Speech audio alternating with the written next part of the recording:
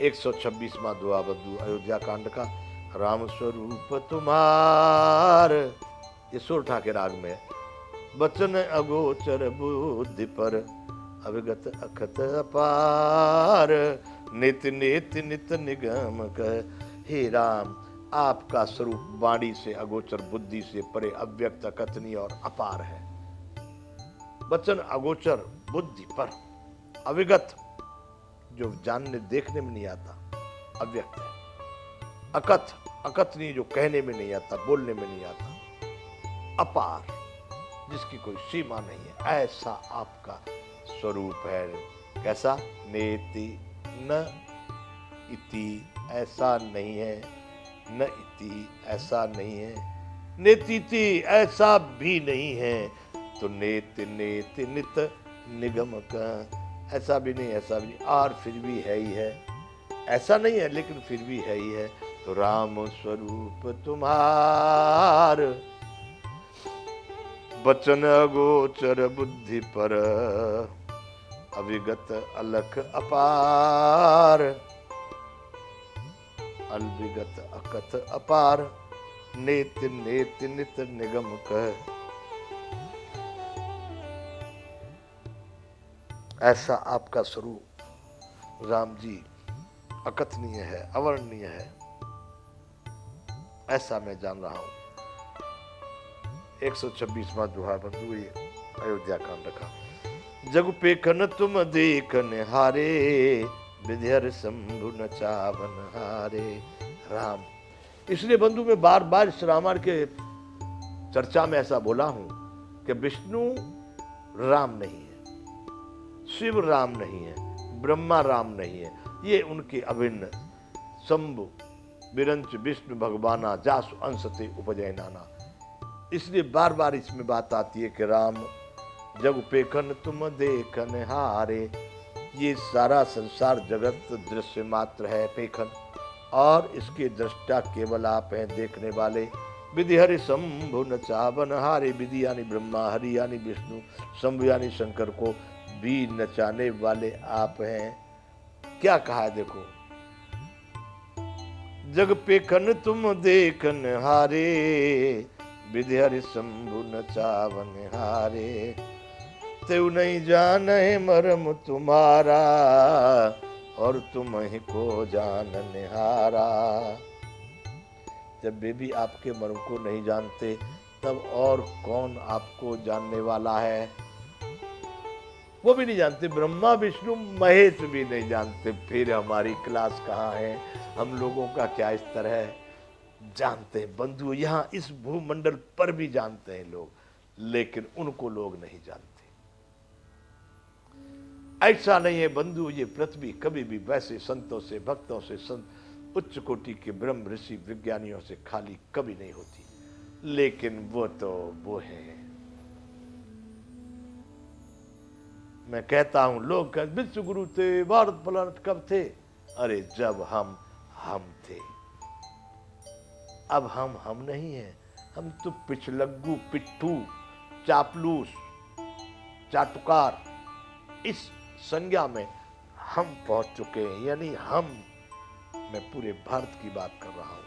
और तब हम थे जब हम थे। आज हमारा भोजन, हमारी भाषा, हमारी वेशभूषा, हमारा सब चीज देखिए, कौन सी भारतीय है? यही है हमारे विश्व गुरु वाले? बिल्कुल नहीं। इसलिए बंधुओं, तेउ नहीं जान है मरम तुम्हारा, और तुम्हें को जान निहारा। ब्रह्मा विष्णु भी महेश भी तुम्हारे वेद को नहीं जानते, तो और तो कोई कैसे जान सकता है? सोई जान है जय देव जनाई, जानत तुम्हें होए जाई। हे प्रभु, आपको केवल वही जानता है। कौन? जे ही देव जनाई, जिसको आप जनाना चाहते हैं, समझाना चाहते, बताना चाहते।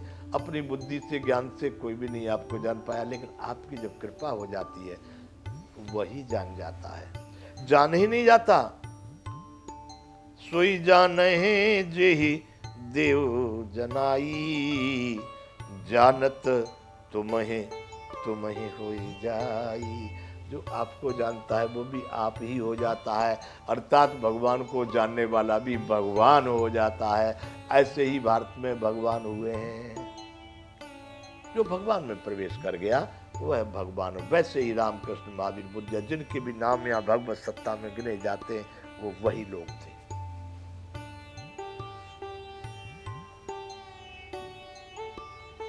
तुमरी कृपा तुम्हें रघुनंदन, जानहि भगत भगत और चंदन।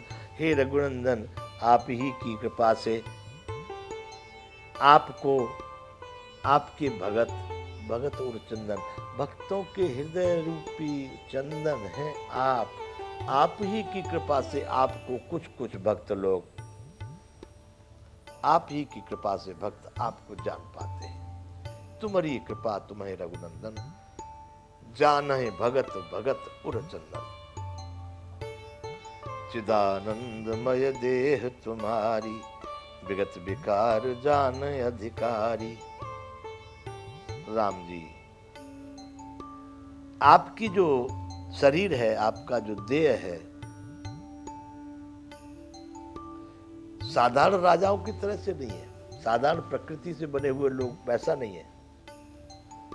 चिदानंदमय देह तुम्हारी, आपकी देह चिदानंदमय, चिद आनंदमय, यह प्रकृति जन्य महापंचभूतों की बनी हुई कर्म बंधन युक्त त्रिदेह विशिष्ट मायक नहीं है।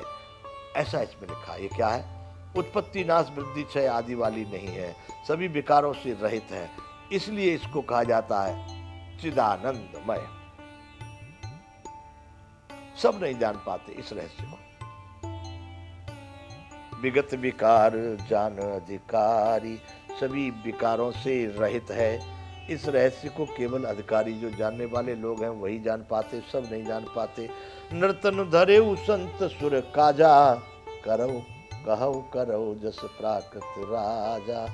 आपने संत और देवताओं के कार्य को करने के लिए ये मनुष्य का शरीर धारण किया है, और आप वैसा करते हो, वैसा ही कहते हो जैसे कोई प्राकृतिक राजा, जो साधारण राजा है ना, जिस तरह से अपने राज्य को चलाते, अपनी बातें करते, प्रजा का हित सोचते, या जो भी कार्य करते हैं, आपको समझने वाले लोग सब नहीं है प्रभु। आप कहते हो कहो करो जस प्राकृत राजा, आप कहते और करते वैसा ही हो जैसे दूसरे सभी प्राकृतिक सभी राजा लोग जो हैं वही करते हैं, वैसा ही आप भी करते हो। परंतु प्रभु आप वो नहीं हो, आपका शरीर वो नहीं है, आपकी क्रियाएं वो नहीं है, लेकिन देखने में केवल वही है जैसे साधारण कोई राजा लोग अपने कार्यकाल में अपने क्रियाकलापों को करते हो। राम देख सुन चरित तुम्हारे, जड़ मोह बुद्धि हो सुखारे। वाल्मीकि जी कह रहे हैं, राम जी आपके चरित्रों को देख करके मूर्ख लोग तो बड़े अज्ञान में पड़ जाएंगे। अब बंधुओं, हम तो किसी चीज को, हम तो अपने आनंद में, अपने मन में, अपने आत्मानंद में जो जो कुछ अच्छा उसको लेके चलते हैं। जड़ मोह है, मूर्ख लोग बड़े मोह में पड़ जाएंगे, प्राप्त को होंगे।